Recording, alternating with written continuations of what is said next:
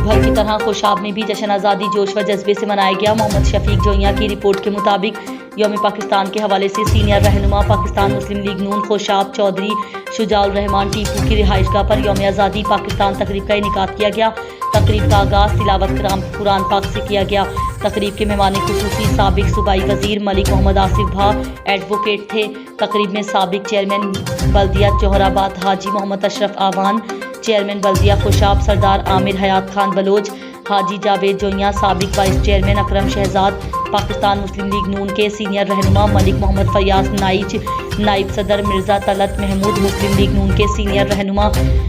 मुबारज़ Khan Tareen,